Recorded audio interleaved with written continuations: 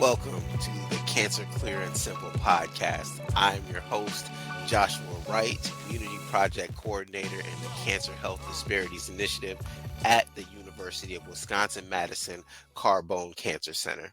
This podcast explores cancer topics through the perspectives of affected community members, experts, and supporters of the journeys. We're opening new doors to an important conversation for more communities to tune in. Today, we're going to be joined by none other than Mr. George Randolph. Brother George, it's good to see you, man. What's going on? What's going on? Yeah, man. I just so glad to have this first opportunity, and I had to bring somebody who has particular knowledge of this topic along with a friend. I just want you to say a couple words about yourself, and then we can get started. All right. Appreciate you guys for having me. Like Josh said, we met through Black Men Run, have done a couple races together, really built a bond and friendship. We're each other's counselors and therapists a lot when we out there on the courses. They say there's no better way to get to know someone than to go through something together with them. Josh has always also been a part of my journey through this. He was someone that I shared my experience with because I found out shortly after we finished our first big race together. That's when I got diagnosed with throat cancer. So head and neck cancer was my situation. I'm just here now because spreading the word, giving the knowledge, letting people know my story and what I went through. The three strikes that I experience in this whole system is why I feel it's important for the word to get out and people to know exactly what they should be expecting, what they should look for, and really how to advocate for themselves. So that's what I'm here to do today. Hopefully have a good show. We got some tough questions, I'm sure, for me to answer, and just here for everyone to get a little bit more clarity around what's going on out there. You said throat cancer. Can you tell us a little bit more about when that was and possibly how old you were when you got that diagnosis? If I'm not mistaken, I believe I was about 44 years old at the time. Having some issues, feeling in a bad way about just my body telling me something. There were several different instances that I would go into the doctor to let them know, hey, something's not right. And they would, for a year and a half, they were putting me off. Like, no, it's not nothing. Your body's fighting off an infection. Lymph nodes swell when that happens. But they finally was like, when I finally convinced them to really take a look, the doctor's exact words were, well, I guess we can have an ultrasound. That would be the next phase to see what's going on. And I'm like, well, I got good insurance. Let's get this ultrasound. So we get the ultrasound. Nurse that day is just high energy, real nice and cool, having good conversation. Puts the gel on me, puts the little machine on me, and gets quiet. Start clicking, when they doing ultrasound, they clicking away at the little computer, trying to take pictures of images and circle what's supposed to be, whatever. She got quiet. She was like, well, let me check the other side. Looked at the other side. Got even more quiet and tells me that, we're going to have to go and do some more testing. I'm going to have to be sent to another doctor. And I'm like, okay, still not telling me nothing. I'm saying, so what's going on? She's like, well, I don't really know. You have some lymph nodes that are outside the normal range, well outside the normal range. So we're going to have to send you to this next doctor. So I'm like, okay, they do that. Get to, I think the next one I went to the ENT. ENT goes in, sticks a tube down my throat. Then basically says, yeah, okay, we're going to have to make some more appointments. I'm like, whoa, what's up? He's like, no one explained anything to you? I'm like, no. He's like, I believe this is cancer. And then from that point, he just tried to brush over that and get into scheduling appointments or telling me what my next phases was. So I was like, hold up, bro.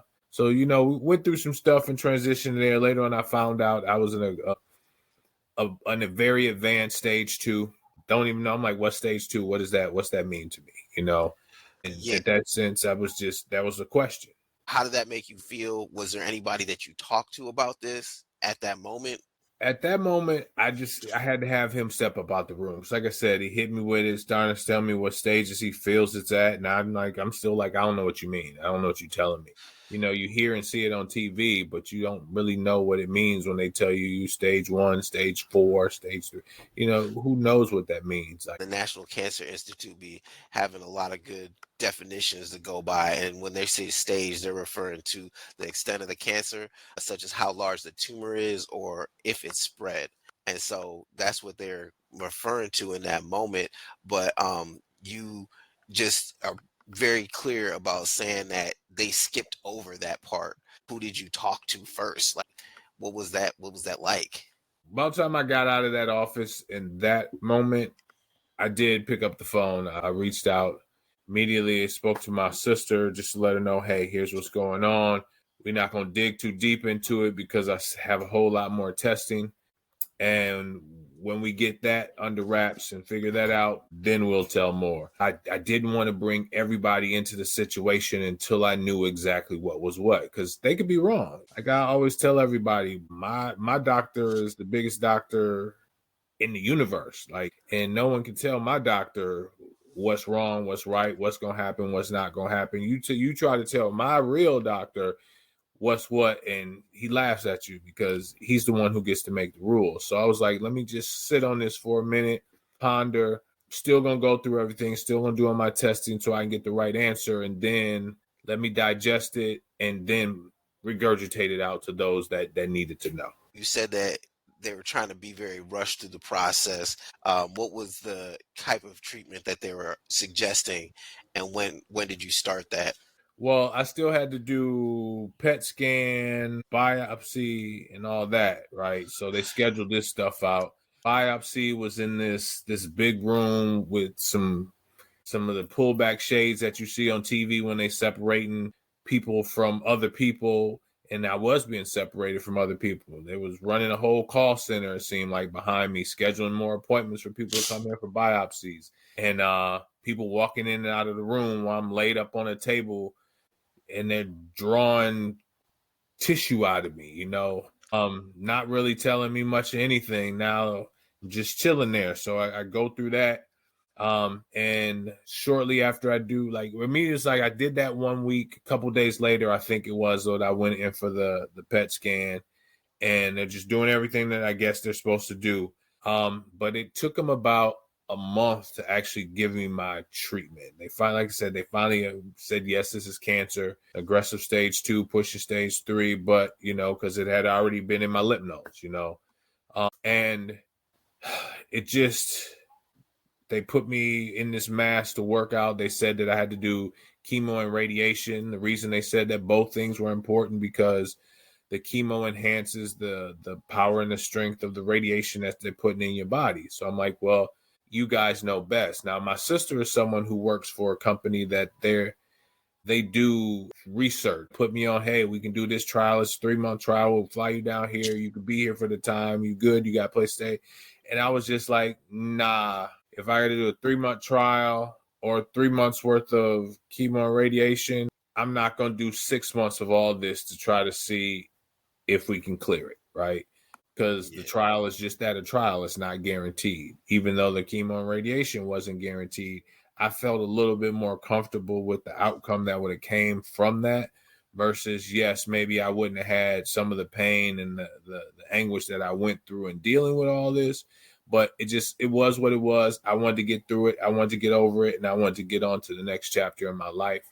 I had 100% faith that the good Lord's going to bring me through it.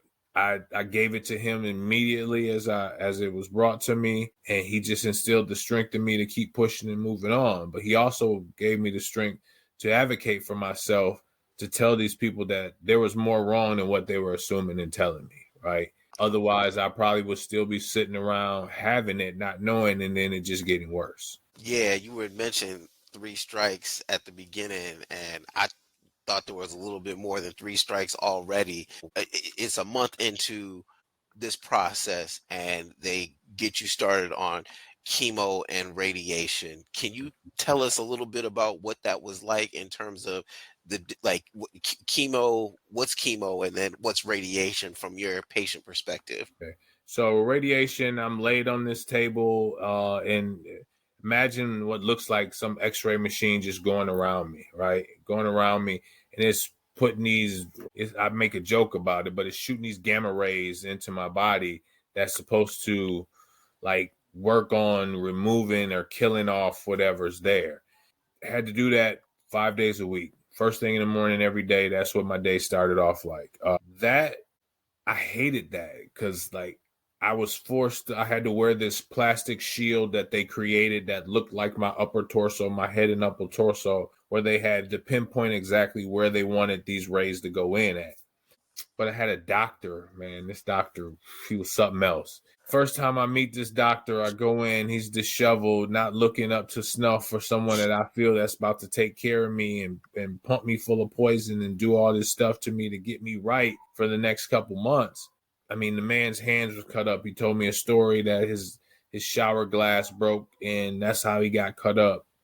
I know this is very petty, but overrun shoes. And it's like, man, I know they paying you well because I see what my insurance bills look like and you not put together, but you're supposed to take care of me, but I don't feel you taking care of you.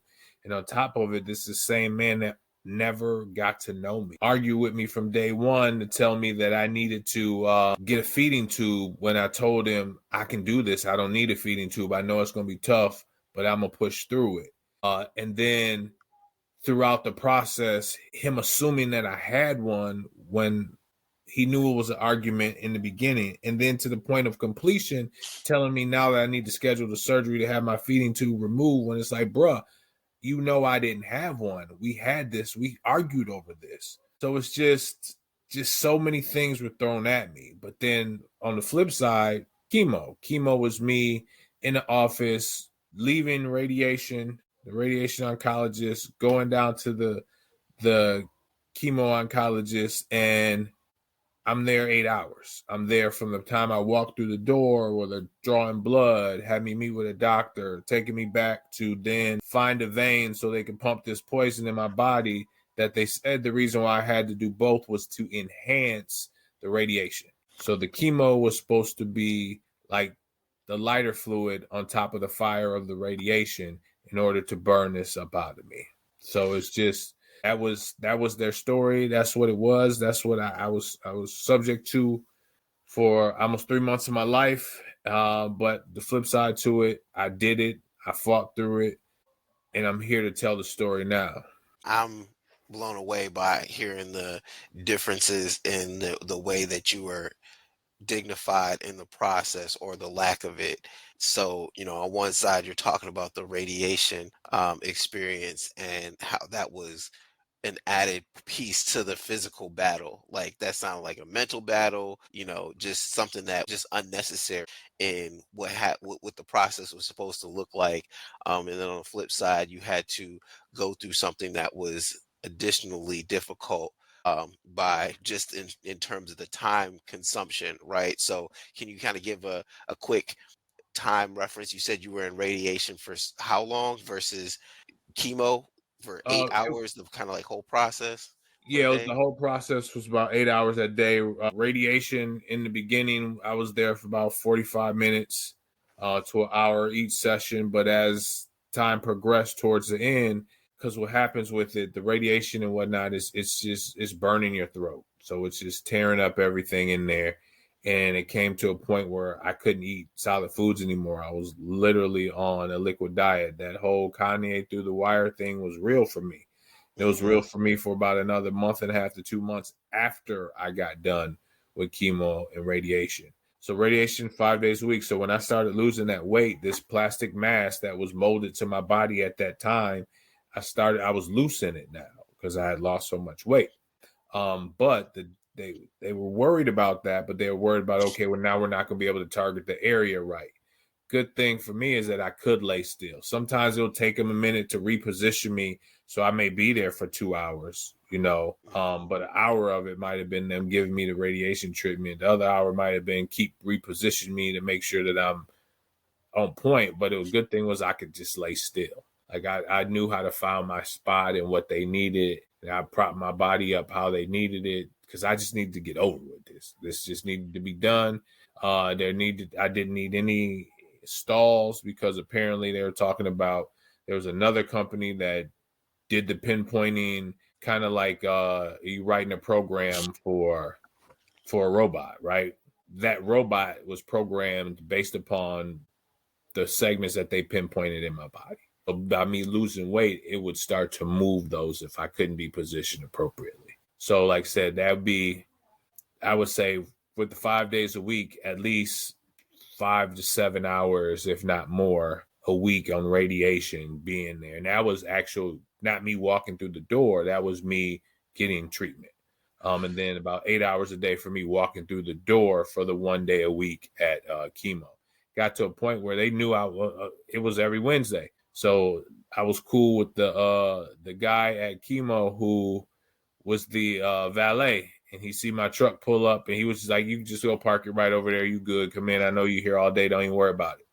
And I'll be straight. You know, it was just, we'll start building relationships in different buildings. But like I said, there was a 3-strike process where I just felt like when I got to the 3rd strike, I should have stopped, but something told me that this is what you needed to do to keep moving. And like I said, it started with the year and a half of them telling me that nothing was wrong, to the next part. I'm in there, I'm in a room, and I'm feeling like I'm being treated like crap because people are walking in and out, and I'm supposed to be under some type of surgery for you to be pulling out something out of my body to see whether it's cancerous or not. And then the 3rd strike was dealing with a oncologist trying to tell me about me when you still haven't even met me. You know, there were some other things along the way, but that was like the 3 majors that like really made me want to think about what am I doing. But again, my doctor upstairs told me, "I got you. Let's go through it." And that's what we did.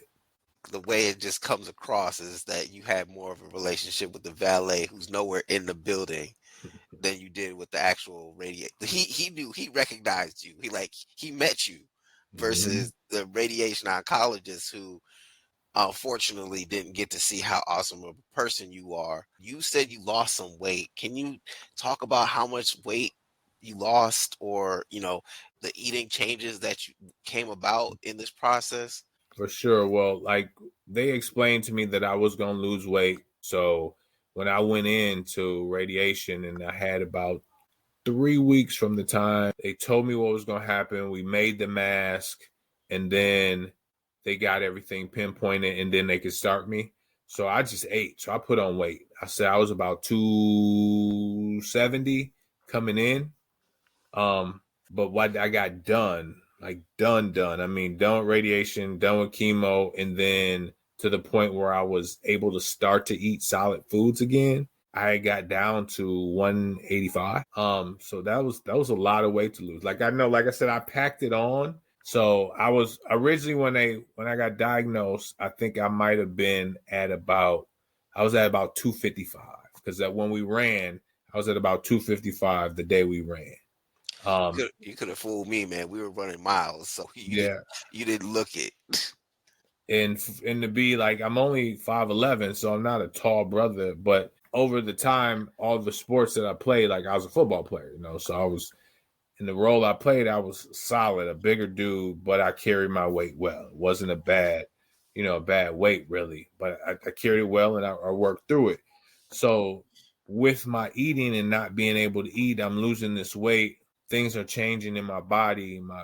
I feel my energy level being zapped, and trying to get that back it's been a challenge all along the way. Yeah, I've been able to get some races back in and do some running and whatnot again, but that overall strength, I feel, which is crazy, I feel like every year I take a step back in physical ability. I don't know what it is. I'm still out there trying and pushing, but I feel that my body slows down. Yes, one of it is age, but the other thing to it, I feel, is the poison that was pumped in my body.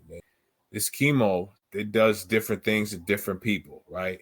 Honestly, I knock on wood and I praise the Lord that I got lucky that no, I was blessed. It's not luck. I was blessed that I didn't have the nausea and everything that a lot of other people get with it. I was just able to roll through and keep it pushing. But the concept of how bad my throat hurt and how much pain I was in, would at times when I would have to do my meals, I did my meals at a certain time just because I knew when I wanted to tolerate pain and when I didn't. And to be honest with you, everything tasted like garbage, like hot garbage. And that was one of the reasons why the radiation oncologist suggested a feeding tube. He said people get to a point where everything tastes like trash. and you don't want to eat. Your body kind of shuts down. Your mentals go away. That, we eat for pleasure as the human race, right? Yeah. We don't just eat for the nourishment of our bodies. We eat because it's something that is pleasing to us.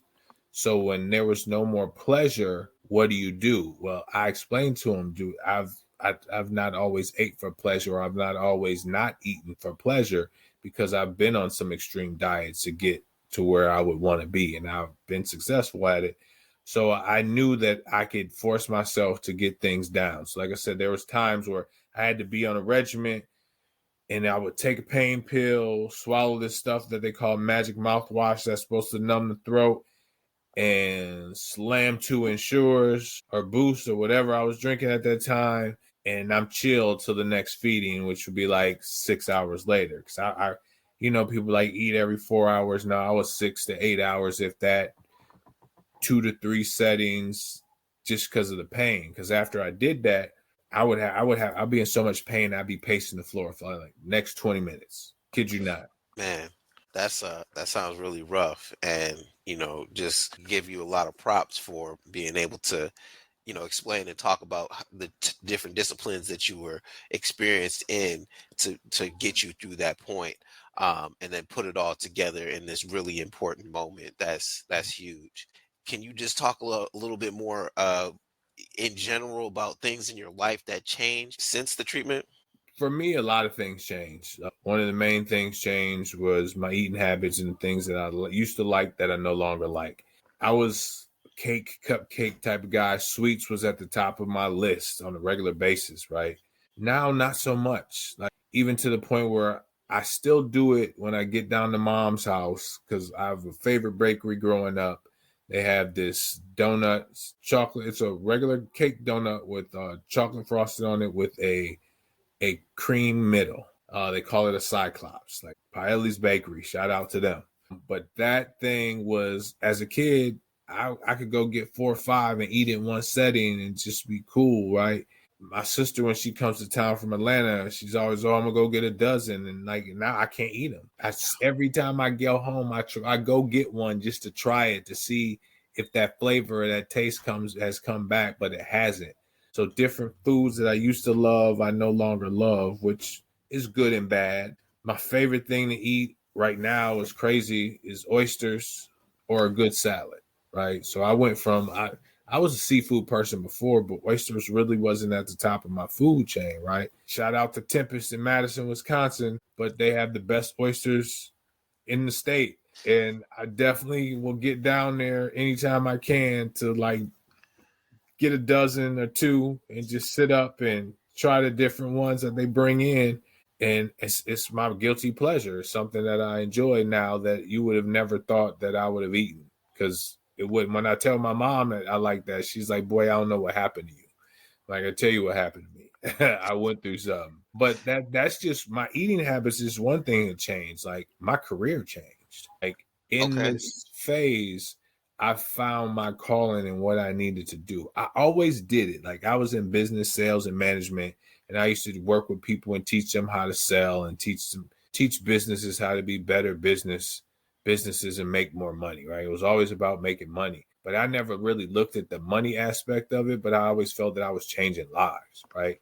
So now I got out of that at that time, jumped into something else, and I wasn't changing lives. Like when I was actually in construction when I found out I had cancer.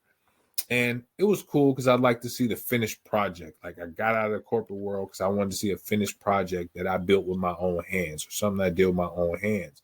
But it wasn't my calling. And I felt me going through this was the Lord telling me you need to slow down and pay attention to your focus, pay attention to your strengths. So now what I do is I'm changing lives. I work with students, educators, and administrators, just making sure that we're helping our kids build better community within these buildings, these spaces, and making sure that they get a fair shake and that they're heard and that they're recognized and that they get the things done. So it's like changing lives on a grander scale. I'm changing the lives of the leaders of tomorrow. My eating habits change, my career path changed, and then just who I am as a person changed. Like now my drive is like on 10. Like I say I'm gonna do something, I'm trying to do my best to get it done. Like, and it's just me. It was like that before, but it was like that for a different phase. I feel before it was more self-centered, and now it's more people oriented. It's around others. Like my drive and my passion, the things that I want to do are more focused around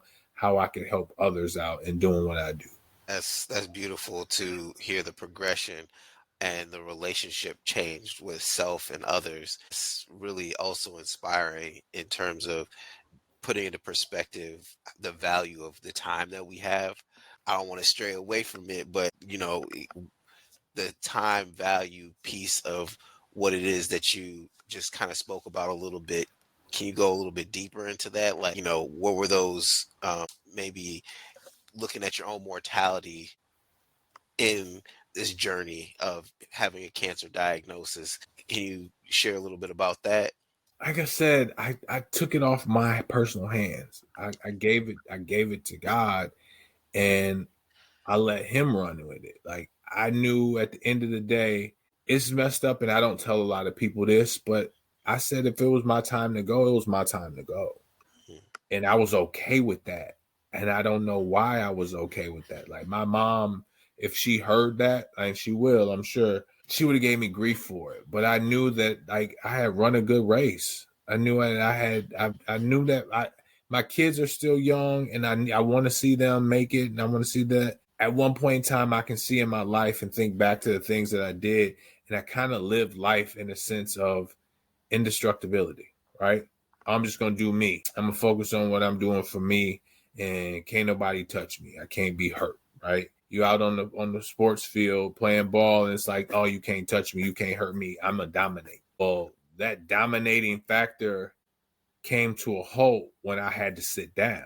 Like, man, going through everything I went through, there were days that all I could do was get off the couch, go to the bathroom, sit back down, watch TV, get up to go take my drinks and do what I needed to do, sit back down, watch it because I had energy. It was hard to get up and downstairs. I made sure that I took a shower every day because I just wanted to feel clean and wanted to feel still human, right? But the energy level wasn't there.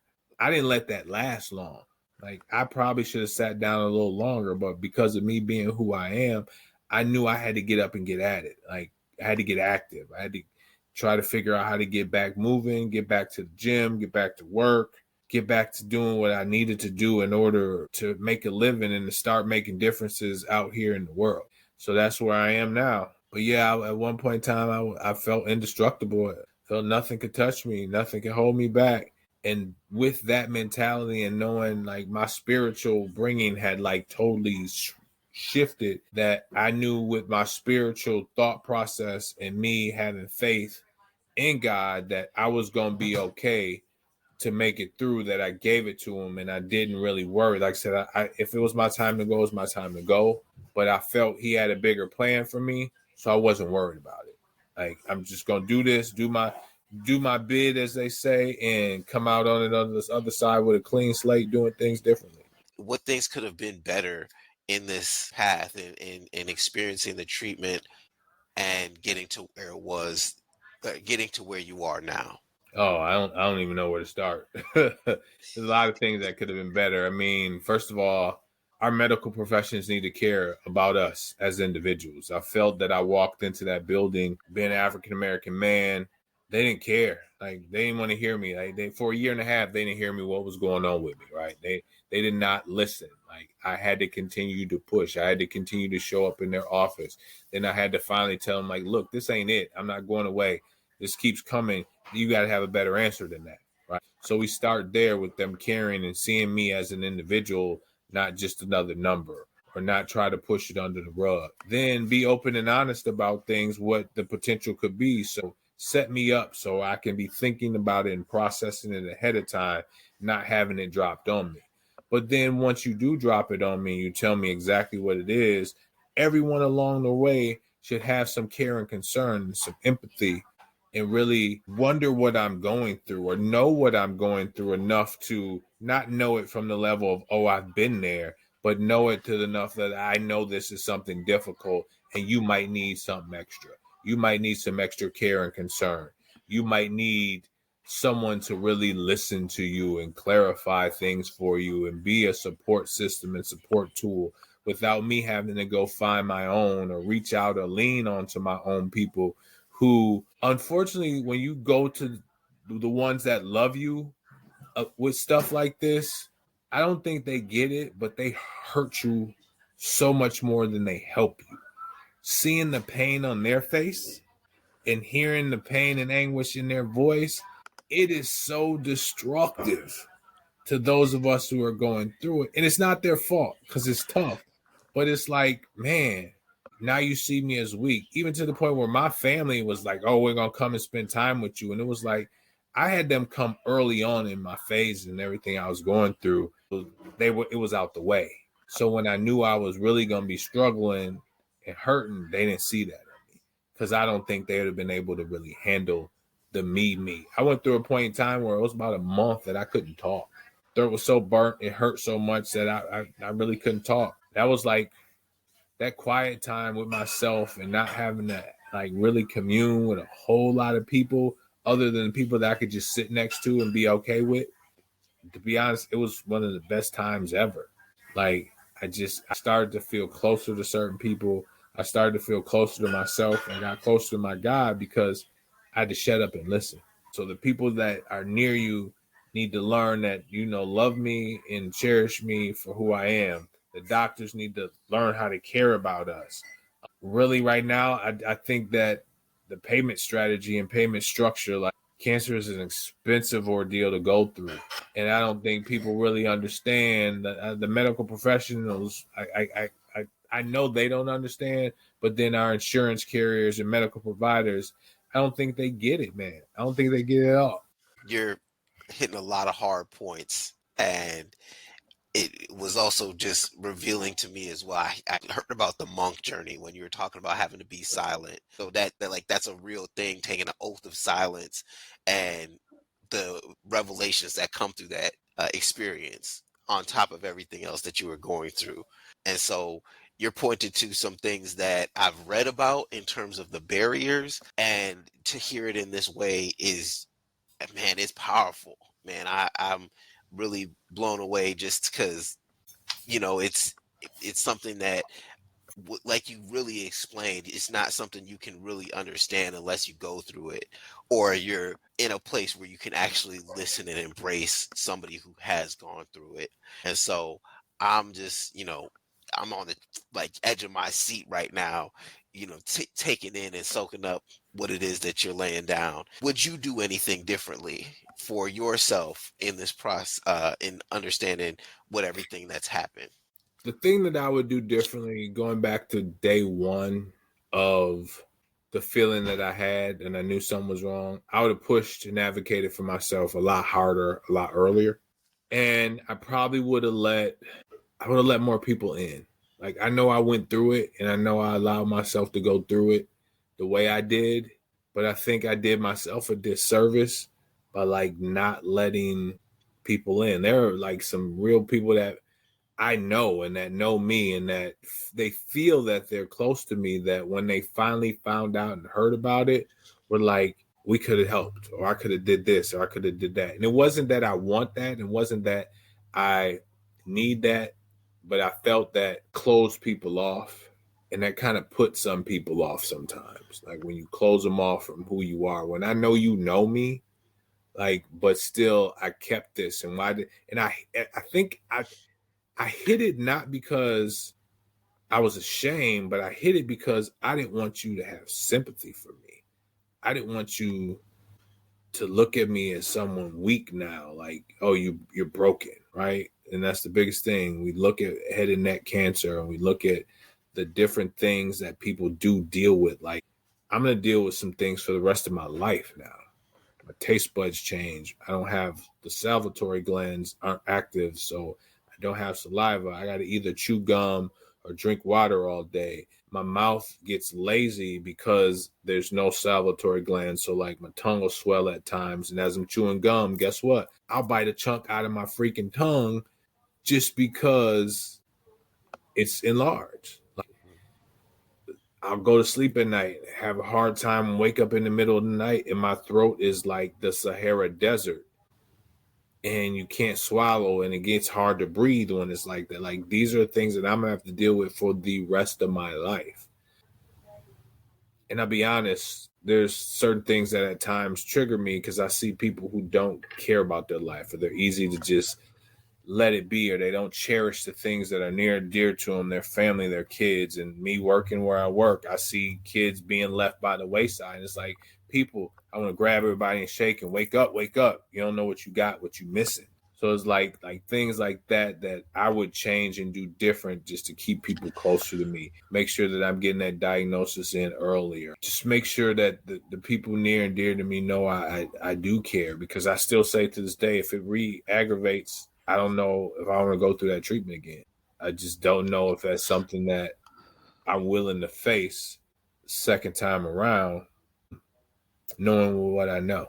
Man, thank you so much. Thank you for, being here, being so open and honest. You have a strength that people pray and wish that they could have, and I'm just so grateful to, be let in those certain moments, and to kind of see you go through from one side to the other, in this time. And so I just want to say thank you for listening to the Cancer Clear and Simple podcast. Don't forget to like, share, and subscribe, and we'll see you in the next one.